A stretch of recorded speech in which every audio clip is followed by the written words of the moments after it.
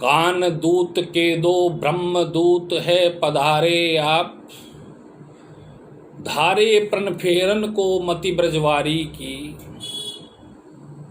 कहे रत्नाकर पे प्रीति रीति जानत न, ठानत अनीति आनी नीति ले अनारी की। मान्यो हम कान ब्रह्म एक ही कहो जो तुम, तो हमें भावती ना भावना अनारी की अन्यारी की।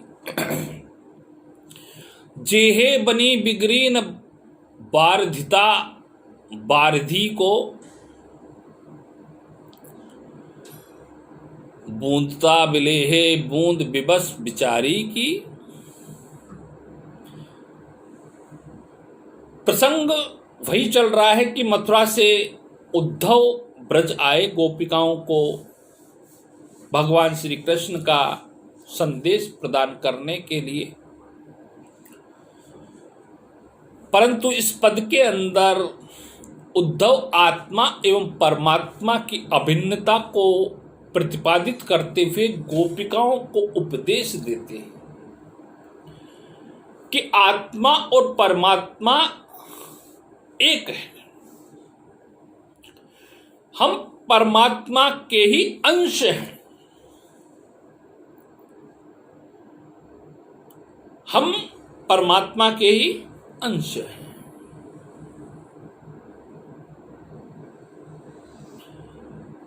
हम अलग नहीं हैं।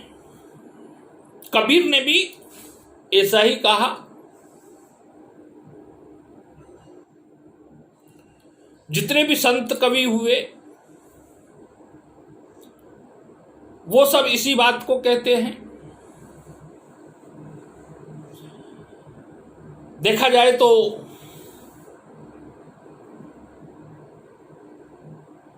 और भी साहित्य को यदि हम पढ़ें,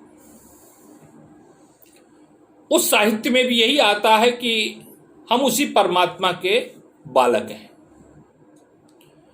किसी भी रूप से हम पढ़ लें, परंतु कहीं न कहीं जाकर के प्रत्येक धर्म पर, प्रत्येक जाति, प्रत्येक संप्रदाय, सबके अंदर यदि तत्व निकलता है तो वही निकलता है कि कोई न कोई सत्ता जरूर है जो हमें संचालित करती है और हम उसी के एक अंश हैं पूरे विश्व के अंदर।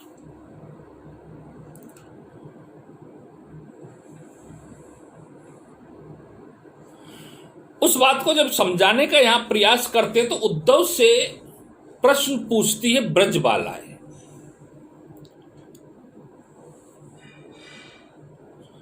क्या पूछती है? कान दूत के दो ब्रह्म दूत है पधारे आप, धारे प्रण फेरन को मति ब्रज वारी की। कि बुद्धि को बदलने का प्रण लेकर तथा कृष्ण का दूत बनकर आए हैं या ब्रह्म का दूत बनकर आए? कान दूत के दो ब्रह्म दूत है पधारे आप, बुद्धि को बदलने का प्रण लेकर धारे प्रण फेरण को मति ब्रजवारी की। क्या करने के लिए आए हैं ये तो बतला दीजिए आप। कि बुद्धि को बदलने का प्रण लेकर के कृष्ण का दूत बनकर के आए हैं या ब्रह्म का दूत बनकर के आए हैं? वे उद्धव से कह रही है कि कहने को तो वे कृष्ण का दूत बनकर आए हैं, किंतु कृष्ण की चर्चा नहीं करके ब्रह्म की चर्चा कर रहे हो, और उनको ब्रह्म की चर्चा अच्छी नहीं लग रही। जो उन्हें उनके प्रेमी कृष्ण के स्थान पर ब्रह्म की बात करते हैं।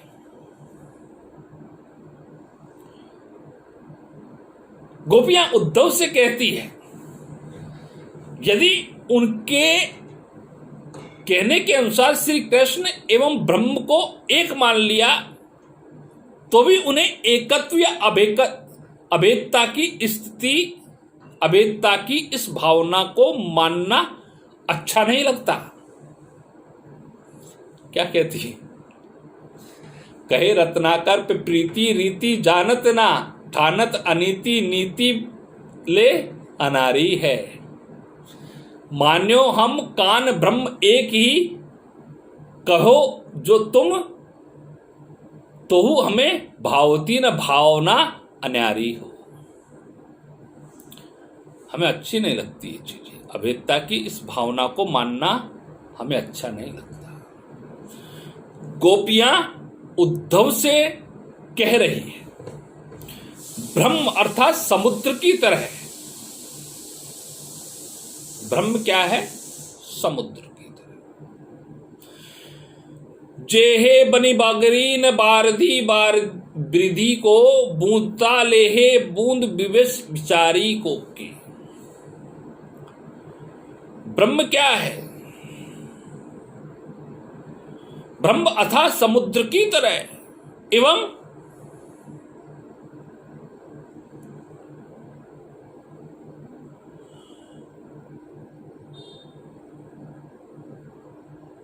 वे जल की बूंद के समान है। किन समुद्र में जल की कुछ बूंदें मिले या नहीं मिले, इससे समुद्र के अस्तित्व पर कोई प्रभाव नहीं पड़ता। किंतु यदि बूंद समुद्र में मिल जाए तो उसका अस्तित्व अवश्य ही समाप्त हो जाता है। मोहवश गोपियां यह कह रही है कि यदि वे ब्रह्म से मिलने के लिए योग साधना करती है तो उनके लीन होने से उनका अस्तित्व अवश्य समाप्त हो जाएगा, किंतु कृष्ण की आराधना करने से उनका अस्तित्व बना रहेगा। जैसे विवश समुद्र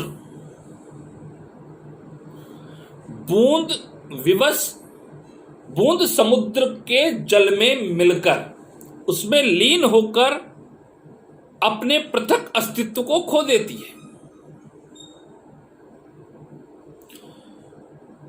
वैसे ही गोपियों के ब्रह्म से मिल जाने से उसका अपना अस्तित्व समाप्त हो जाता है,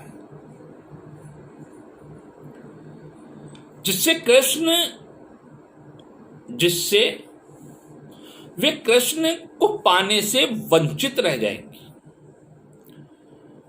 कृष्ण के ध्यान में रहने से उनका अस्तित्व बने रहने की संभावना है।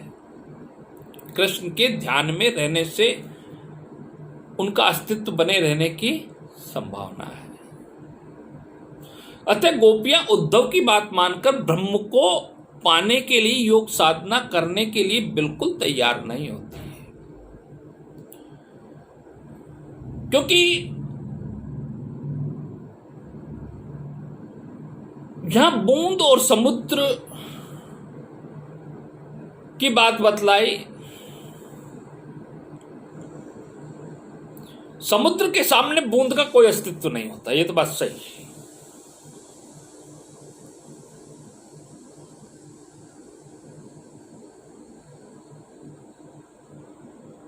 गोपिकाएं भी यदि जिस तरह से भगवान श्री कृष्ण से प्रेम करती है, उस प्रेम को छोड़ दे और योग को अपना ले, तो योग तो बड़े बड़े साधु सन्यासी हट्टी भी अपना करके बैठे हुए हैं, उन्हें भी अभी तक पता नहीं ब्रह्म प्राप्त हुआ है अथवा नहीं हुआ है। वो क्या कहते हैं क्या नहीं कहते, किसने देखा है किसने नहीं देखा है।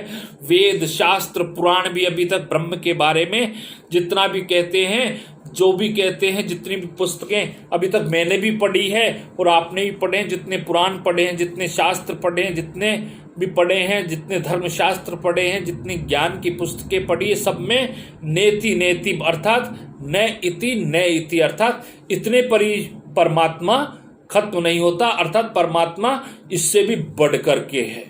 चारों पुराणों को ले लो, 6 वेदों को ले लो, षटांगों को ले लो, और भी जितने भी हैं, उन सब को ले लीजिए, परंतु परमात्मा उन सबसे विशाल है, उस सबसे विशाल कृति है परमात्मा की, उन सबसे बड़ी कृति है परमात्मा। उसके बारे में कोई नहीं जान पाया कि वो कृति क्या है।